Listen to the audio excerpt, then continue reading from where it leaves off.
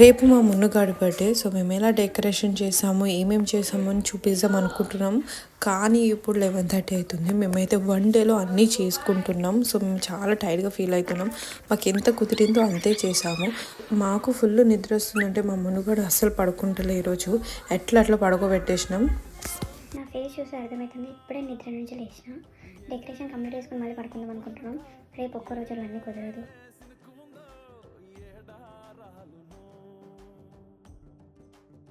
Night 1:30 అవుతుంది.